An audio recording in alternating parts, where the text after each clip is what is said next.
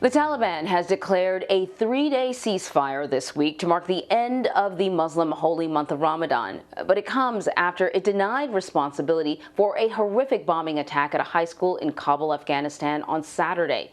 More than 50 people are dead. Most of the casualties are schoolgirls, and authorities believe that they may have been deliberately targeted. Charlie D'Agata reports.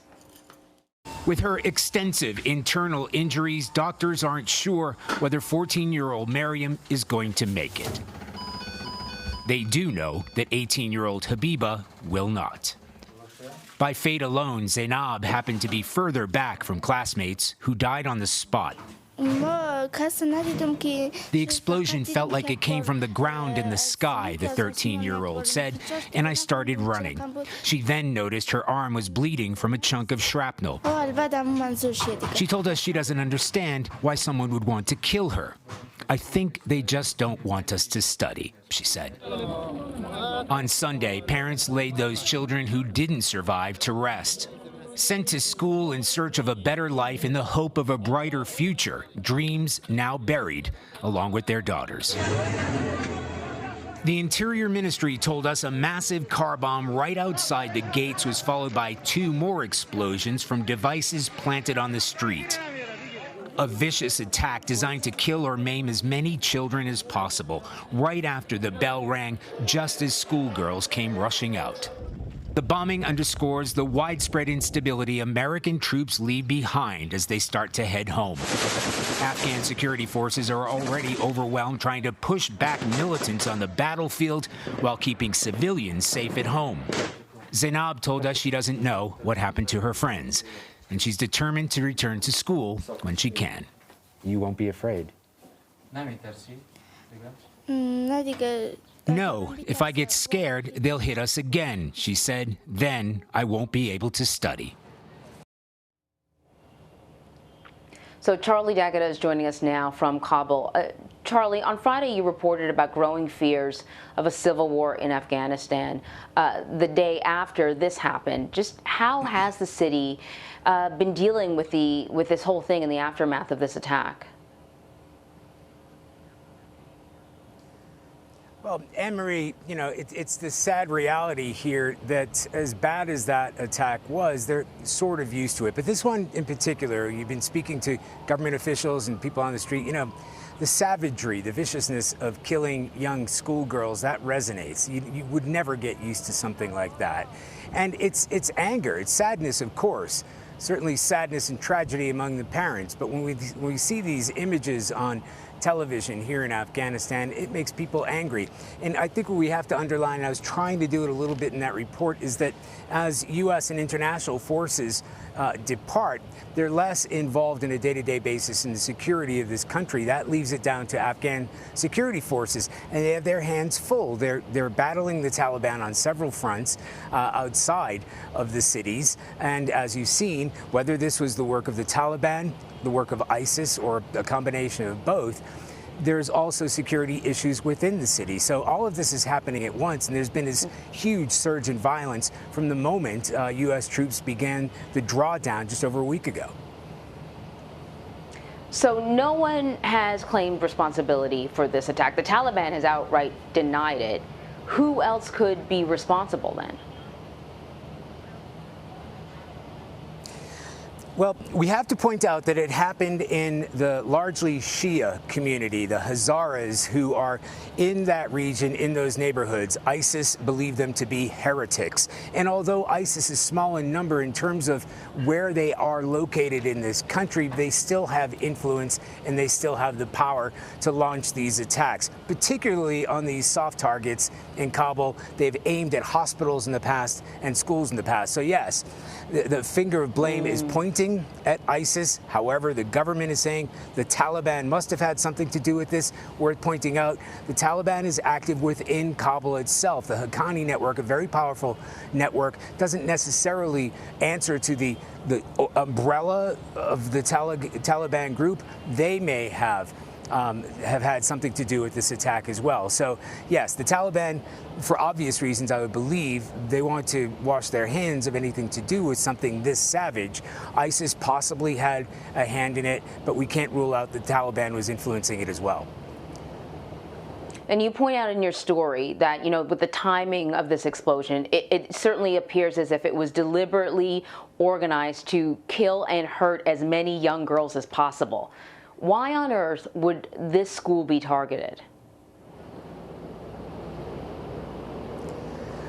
Well, schools and hospitals have been targeted, particularly girls' schools. And I have to point out that was a mixed school. So what happens here is the majority of schools, in fact, almost all of them, there are schools where girls go to school and boys go to school, but not necessarily in the same class. So there's a boys' session in the morning. Sorry, there's a helicopter, a couple of helicopters flying overhead. Then the girls' session is in the afternoon. But as you mentioned, this wasn't just a symbolic attack outside a school to send a message. They cynically waited with this car bomb right outside the gates. They waited for the bell to ring, where the kids flooded out into the street. I've seen what happens, too. It's an amazing sight where you see hundreds of kids running out into the streets. They also had 2 IEDs, homemade bombs, if you can still hear me, that were planted in that street. So this wasn't like a symbolic act. This wasn't to send a message. This was to kill students, to kill young schoolgirls. And I have to say, it was an incredibly emotional scene. Myself I have 2 daughters, going to that hospital and seeing these children fighting for their lives. I mean, they did nothing wrong. All they did was go to school. And we had dozens of children who were killed, several dozen who are now fighting for their lives. I mean, when I use the word savage, when I use the word vicious, when I use the words cruel, this is a war zone. Conflict happens. But this particular attack really struck to the heart of what's going on here. So, you started off by talking about the fact that U.S. forces are sort of pulling back. They're scheduled to leave in a little over 4 months. I presume that this is somewhat of a transition time, because they're still there, but maybe there's a transition going on in terms of their level of how involved they are in terms of security. Charlie, it gives me anxiety thinking about what will happen after September 11th of this year, and whether or not the Afghan forces are in a position to stop something like this, considering, it happened on the weekend and American forces are on the ground and they weren't able to stop it.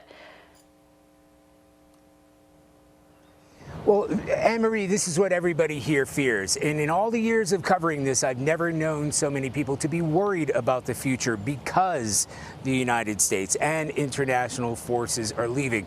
Part of that has to do with perspective. There's a sense here, you saw those helicopters flying overhead, of an overwatch, that the Americans and international forces are backing up Afghan security. That's not entirely true. That may be the perception. They've extracted themselves from the day-to-day security. We don't see U.S. troops out here on the streets of Kabul. That's just not the case. They are backing up Afghan forces in the field. They've launched airstrikes in places where the Afghan forces are losing ground against the Taliban, in places like Helmand Province, in Kandahar, and Ghazni, where they won't allow that to happen. In terms of securing the capital, that really is down to Afghan security.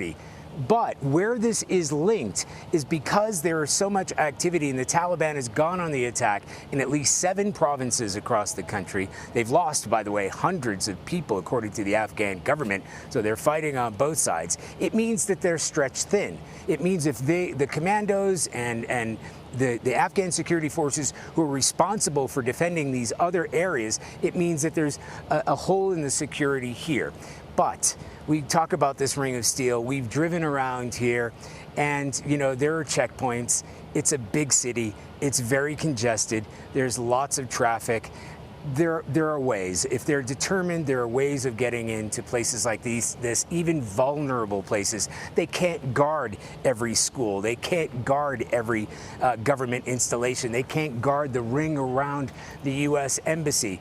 They just don't have the resources to do that. And as U.S. and international advisors and overwatch and surveillance and intelligence extract themselves from here, yes, the big concern is what happens next.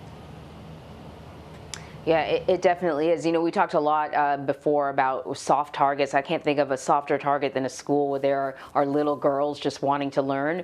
Thanks for giving us an idea of what's happening on the ground, Charlie. Thank you.